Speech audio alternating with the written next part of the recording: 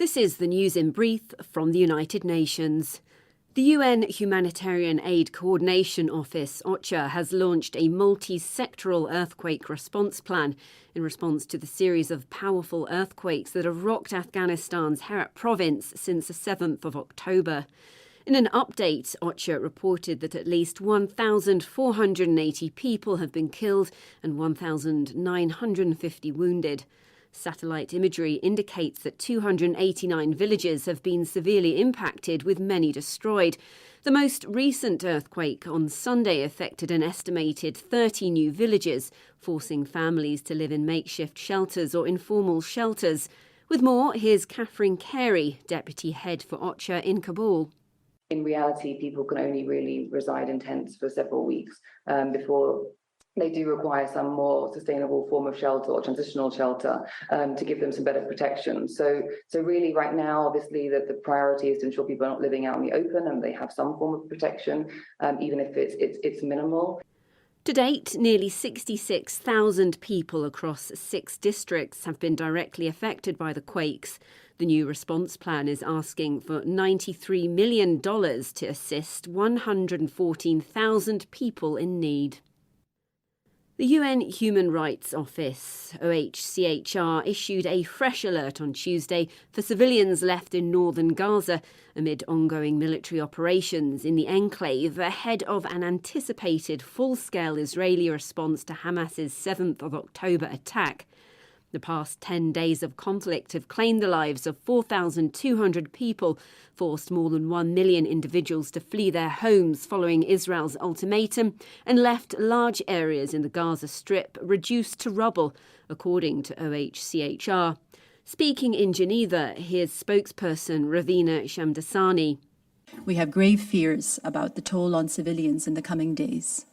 Military operations show no sign of abating. The continued siege on Gaza is affecting water supply, food, medicine, and other basic needs. And there are daily indications of violations of the laws of war and of international human rights law. She noted that a large number of women and children were among the dead, as well as at least 11 Palestinian journalists, 28 medical staff, and 14 UN colleagues.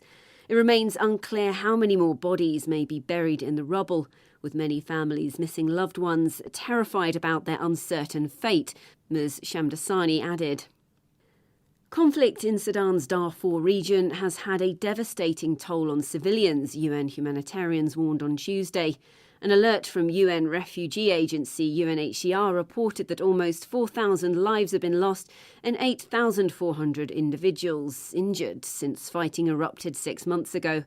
Testimonies have also been gathered on severe human rights violations against innocent civilians, including refugees and internally displaced people, since the conflict began in mid-April. Speaking in Geneva, UNHCR spokesperson Ejin Bayun said they believed that many of the casualties were targeted primarily because of their ethnicity, particularly in West Darfur. Displaced children have also found themselves caught in the crossfire, with schools damaged or destroyed by shelling, Ms. Bayun added, before warning that those who have managed to reach safety are grappling with acute psychological distress. According to the UNHCR spokesperson, civilian property has also suffered greatly, with at least 29 cities, towns and villages in Darfur being looted, burned or destroyed. Indiscriminate shootings and heavy shelling in camps and gathering sites have also resulted in hundreds of casualties. Children are also without access to education and safe spaces, increasing their vulnerability to various dangers, including sexual violence, psychological trauma and family separation. Ms. Bayun called on all parties involved in the conflict to prioritise the protection of civilians, including refugees and internally displaced people, and to facilitate the safe delivery of humanitarian aid. Katy, Dartford, UN News.